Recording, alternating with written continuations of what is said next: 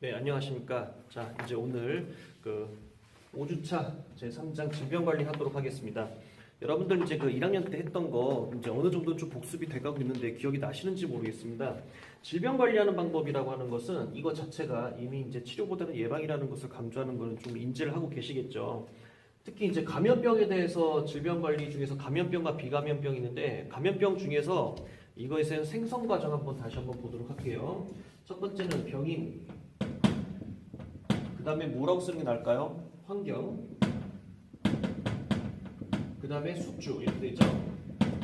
그러면은 병인에서 숙주까지 가는 것을 6단계로 나뉘지 않습니까? 첫 번째가 뭡니까? 병인, 병원체, 그 다음에 병원체가 살아있는 장소, 병원소, 그 다음에 이것이 탈출, 전파,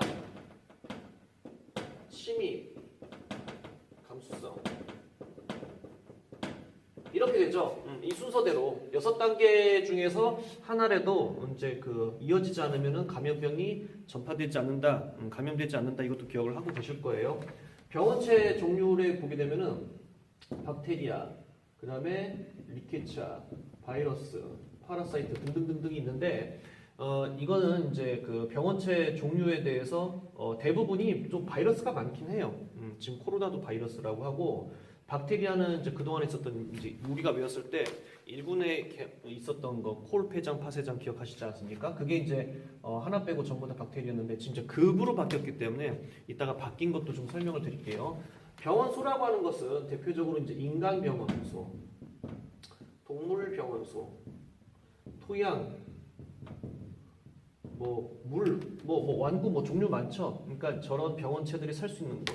엄밀히 말하면 인간도 동물이나 다름이 없습니다. 생각하는 사고가 있느냐 없느냐 차이일 뿐이지 별 차이는 없는데 이 안에서 이제 병원소에 있다가 그 다음에 이제 퍼뜨린다는 거죠. 탈출하는 방법은 호흡기계도 있고 소화기계도 있고 비뇨기계도 있고 그 다음 기계적 탈출이라는 것도 있고 그 다음에 이런 식으로 이제 퍼지는 방법이 있다는 거죠. 호흡기계, 소화기계, 비뇨기계 이게 성전파도 이제 포함이 된 거고 기계적 전파라고 하는 것은 곤충이나 동물을 통해서 보통 곤충이죠. 모기, 파리가 대표적인 것이고 쥐도 있고 바퀴벌레도 있습니다. 그 다음에 전파라고 하는 것은 전파 이제 방법이 몇 가지가 있는데 이것을 좀 다른 각도로 보는 거죠.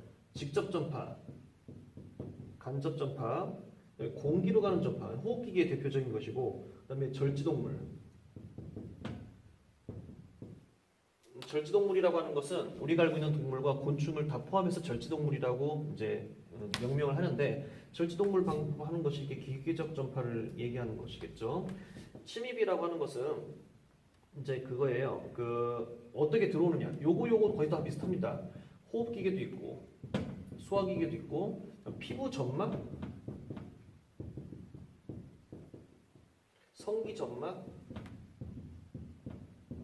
약간 의학적으로 표현을 하는 방법이겠죠. 그래서 이제 탈출, 전파, 침입은 어떻게 보면 좀 같은 맥락이다 보니까 이것을 전파의 종류를 이렇게 나오진 않습니다. 그러니까 이해를 하실 때 같은 맥락으로 생각하시고 그다음에 감수성에 대해서 학생들이 이해를 아직도 못해요. 감수성이 높으면은 감염병이 잘 걸립니까? 잘 안 걸립니까? 감수성이 높으면은 그만큼 움직임이 크다는 얘기니까 병에 잘 걸린다는 얘기죠. 감수성이 낮으면요, 둔하기 때문에 잘 병에 안 걸린다는 얘기예요. 감수성이 낮게 하기 위해서 우리가 하는 방법이 예방접종이 대표적이죠. 그 다음에 이것을 관리하는 방법 중에서 병원체를 아예 없애버리는 게 가장 좋겠죠. 그렇기 때문에 병원체가 환경 개선이 대표적인 거죠. 그래서 병원체를 굳이 여기다가 하나 더 넣는다면은 병원체 방법으로 가서 해결을 할수록 이상적이고 그 다음에 감수성 방향으로 오는 것이 현실적인 거죠. 예방접종이라고 하는 것은 인간이 할 수 있는 마지막 예방 방법이고 소극적이라고 말씀을 드린 적이 있습니다. 여기에 이제 환경 개선을 해결한다고 하는 것은 가장 이상적인 거죠. 처음부터 아예 그냥 근원을 없애버리는 것. 그래서 인간 동물 토양에서 이제 옮겨지는 그 기생하고 있는 것이라든지 탈출 전파 침입 이 부분을 막기 위해서 우리가 하는 것은 소독 시설이 있겠죠. 보건소에서 전파하고 있는 소독차 기억하시죠? 어린이들 뛰어다닌다고 했던. 자, 이런 방법으로 관리를 한데 여기서 뭐니 해도 중요한 건 뭐라고 말씀드렸습니까? 6단계 중 하나라도 차단하면 전파되지 않는다. 그쵸?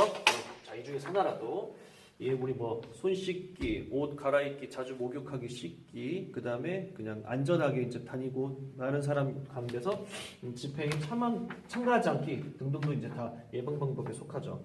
그 다음에 이제 면역이라고 하는 것이 있는데 면역은 크게 이제 두 가지입니다. 선천 면역과 후천 면역. 선천 면역이라는 것은 대표적으로 인종이죠. 그다음에 인종이라든지 또 뭐라고 나와 있냐면은 종족, 개인 특성. 사실 우리나라 같은 경우는 단일 민족이기 때문에 인종, 뭐 종족 이런 것을 잘 연구하진 않아요. 인종이라는 건 뭐냐면 대표적으로 뭐 황인종, 백인종, 흑인종 뭐 이렇게 한다고 할게요. 종족은 여러분들 예를 들어서 일본 사람들은 단일 민족일까요? 아닐까요? 아니에요. 의외로 많습니다. 한 30여 종 넘는다고 해요. 중국 사람들은 단일 민족이에요? 아니에요. 똑같이 보이지만은 아니에요. 거기도 한 50 종족이 넘는다고 해요. 종족이라고 해요. 우린 좀 어색하죠? 우린 종족도 하나고 인종도 하나예요. 그러니까 생각을 해본 적이 없어요. 그래서 학문 연구를 할 때 선천 면역에 대해서는 거의 문제가 나오진 않고 미국에서는 이제 인종 문제를 미국에서 제일 많이 다루기도 하고 종족 문제를 조금 더 깊게 들어가게 되면 동양에서도 다루긴 합니다. 근데 이제 우리하고 이제 거의 이제 맥락이 다르니까 이제 후천 면역을 좀 깊게 들어가죠. 4가지가 있습니다. 첫 번째는 자연 능동 그리고 인공 능동 그리고 자연 수동 그 다음에 인공 수동. 자연 능동이라고 하는 면역은 어떻게 생기냐면은 스스로 이제 스스로 감염이 돼갖고 스스로 치료 면역이 생기는 거죠. 홍역 같은 게 대표적이죠. 홍역 뭐 두창 이런 것들. 그러니까 스스로 이제 막 이렇게 걸렸다가 좀 앓다가 살았다. 대부분 뭐 이렇게 치명률이 높진 않으니까. 그 다음에 이렇게 하는 방법이고 인공 능동 같은 경우는 예방 접종이죠.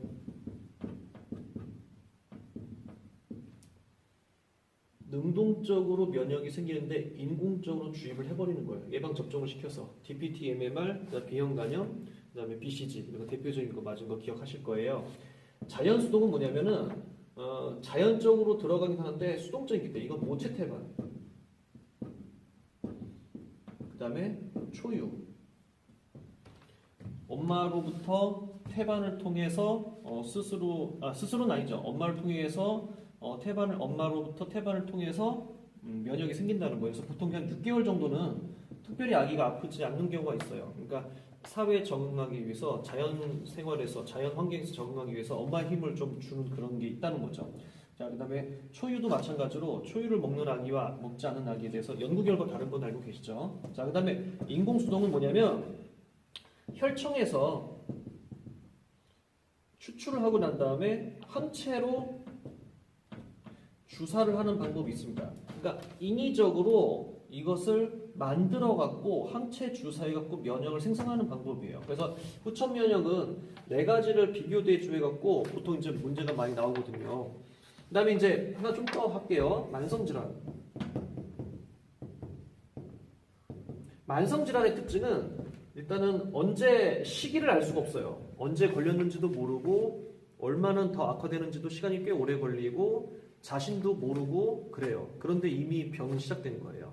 대표적으로 뭐가 있습니까? 고혈압, 당뇨, 그 다음에 이게 이제 말리그넌트 암 종류도 지금 만성 질환에 들어가긴 해요. 암도 이제 갑자기 걸리는 경우가 있다고는 하지만은 서서히 걸려가는 단계를 밟는다고 합니다. 인간이 이제 의학자들이 많이 연구를 한다고 해도 지금 사망률 1위가 암이지 않습니까? 30%나 지금 유병률이 있는데 이것을 해결할 수 있는 방법은 그냥 뭐 예방이라고 하면서도 결국은 유전적인 요인도 강하고 그 다음에 환경적인 요인도 지금 왔지만은 인간하고 지금 암이라고 하는 이런 사망 요인에 대해서 많이 의학적으로 좀 싸우고 있는 중이죠. 그렇죠? 근데 이제 이런 것 등의 만성 질환의 특징이고 두 번째는 만성 질환은 완치가 거의 안 돼요. 슬픈 얘기죠. 비가역적이라는 거예요. 비가역적. 비가역적이라고 하는 것은 가역적이지 못하다, 이제 완치가 되기가 어렵다, 안 된다라는 그 부정적인 뜻이 있어요. 그 다음에 상당히 이제 기간이 길어요. 길다. 그 할머니들, 노인분들 보시면은 평생 하루에 한 번씩 고혈압 매일 드시죠? 한 번 처방을 받으면 1단계 고혈압까지는 그냥 운동을 하라, 유산소 운동을 하라 그러고 처방을 하지만은 2단계, 3단계 가게 되면 이제 평생 약을 먹어야 되는 상황이 오른다는 거죠. 그래서 이제 여러분들도 많이 이제 배우셔서 알 겁니다. 그래서 이제 만성질환이라고 하는 것도 우리가 예방에 이제 우리가 관심을 두고 해야 된다는 거 하는데 이게 실천이 뭐 쉽습니까? 그러다 보니까 여러분들 이제 보건교육도 공부를 하시게 되는 것이고 그다음에 실천 자체가 어려운 거지 지식을 모르는 사람들은 거의 없을 겁니다. 하지만 여러분들은 보건학자이기 때문에 학자가 되실 분이기 때문에 그걸 전문적으로 실천할 수 있는 방법을 연구해갖고 모든 국민들한테 전파할 수 있는 그런 전문 인력 양성이 되겠다 보니까 여기에 임하게 된 거 아닌가 싶습니다. 자, 5분 좀 쉬고 다음 또 이어서 하도록 하겠습니다.